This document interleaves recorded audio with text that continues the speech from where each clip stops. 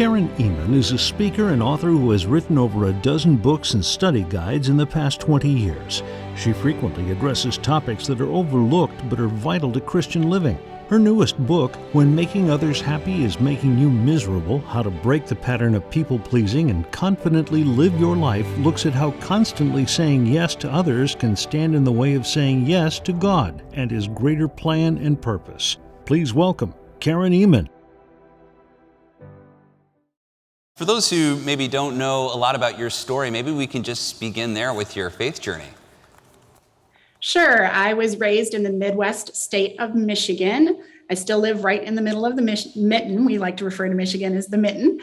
And I had one older brother. When I was in second grade, my father suddenly and very unexpectedly left our family. So I was raised by a single mom, and it caused quite a bit of turmoil and heartache in my life. But thankfully, my mom was a believer. She told me about Jesus. And also my fourth grade teacher took me to her church so I could sing in the church choir. And there I heard more about Jesus. So I responded to the gospel when I was 16 and became a believer. Went off to a Christian college, met my husband. We still live in Michigan, and we have 3 adult children and 2 bonus children by marriage. And I love to write and speak and encourage women and men to live their priorities in front of the watching world who we can display the gospel to. And my greatest joy right now in the last 2 years is that my parents reconciled with each other before they both passed away. My dad passed away about 2 years ago, and my mom passed away in April. But I was able to see that lifelong prayer answered as they forgave each other. Amazing. Wow. What a great story. Now, you've written many books, and this one I think is near and dear probably to a lot of Christian leaders. You know, as today we're even talking about something about this topic, about the importance of serving others and servant leadership, and we want to always put people first whenever we're leading. But sometimes, especially if you've been doing that for a long time, certain personality traits to really struggle with this is when you become a doormat, or people-pleasing becomes a bigger deal than speaking the truth or being honest even with yourself. And you've written a book on this, and I think it's great. But let's begin there. I mean, that's an issue for Christian leaders today, isn't it? Well, it is. And the reason I think so is because it's a strength that gets carried to an extreme. And now it's, well, I'm not going to say a weakness. In our house, we say a non-strength. It's now a non-strength because it's great to love people and to want to serve and care for others as Jesus calls us to. But when it's not left in check, we can quickly make it morph into people-pleasing. No longer are we doing something because we feel God is calling us to do it. We're doing it because the other person expects us to. And maybe it's because we don't want to disappoint them or upset them. And so we've crossed the line from loving and serving to now we're letting other people call the shots rather than God. And sometimes what happens, I think, too, is if you aren't good at I think of the ounce of prevention as a pound of cure. I think of if we're not good at dealing with it, sometimes we just blow up or we melt down or disappear completely. You know, you ghost someone, they never hear from you again. But God doesn't want that either, right? So it really, is it kind of like a skill, do you think? It is, and I think it's something I've struggled with for decades. I learned to people please because I never wanted to upset my mom, because she had so much turmoil in her life, and I just let that kind of morph and grow. And I was such a people pleaser, but I realized that it was because I didn't put boundaries in place in the first place. Is the reason that I let it get out of hand.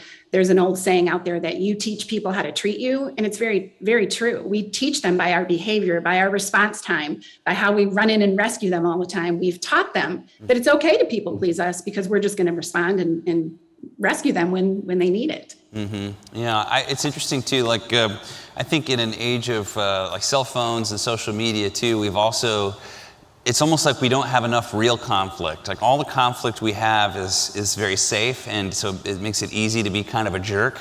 But the real conflict, like you'd have in real life, it's like we're all bad at it, especially after everything we've gone through with not having a lot of human interaction. I feel like the younger people the less they've developed the skill of having a good old-fashioned argument, in a way that's not deeply wounding and deeply personal. It seems like it's hard for people today to just have a normal argument that's healthy and has boundaries. And do you see that happening sociologically, kind of? Yeah, I think the whole digital age has added a new layer to things because there's this online opinion slinging that goes on, and we like to come back with a snarky comment. And yeah, you're right. We don't have those honest and kind conversations where we can agree to disagree on something. We have to come up with some comeback that we hope goes viral and we hope gets a lot of likes. And it's just added a whole new dimension that I just really don't like. I like to ask myself, would I say this to that person if they were sitting across the table from me? And if I wouldn't, then I shouldn't say it online. Yeah, I mean, nobody voted for your guy because they lost an argument to you online. Nobody came to Jesus because they lost an argument with you on Twitter. It's just not useful. I feel like it helps us get something off our chest, but in the end of the day, I think when I don't anymore, but back in the day I used to do some of that, it just makes me feel bitter, and I begin to just turn inwards, and it becomes like an echo chamber. It just seems really unhealthy.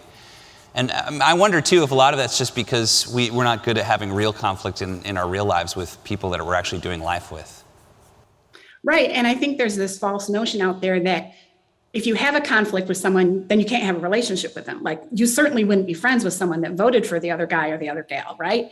But we can learn that we can still say no to things if people are asking us to do something, or we can still say, no, I don't agree with you on something, and still be someone's friend.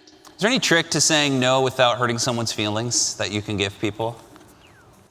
I've learned to just let that internal dialogue that's going on in my head actually come out of my mouth. Because often I think I would just blurt out the answer that I knew they wanted to hear, rather than just say, you know what, right now I'm thinking, I'm so afraid of offending you that I hesitate even sharing the truth. Yeah. But I know that if I were in your shoes, I would want the truth. So here it is. Yeah. And just let that come out, what you're thinking. Yeah, that vulnerability, I think, really helps open the door. That's awesome. Well, your book is terrific. It's called When Making Others Happy is Making You Miserable. By the way, I think we've all been there. And the author is Karen Ehman. Karen, thank you so much for joining us, and thanks for this encouragement. Yes, thanks for having me. God bless you. Thanks.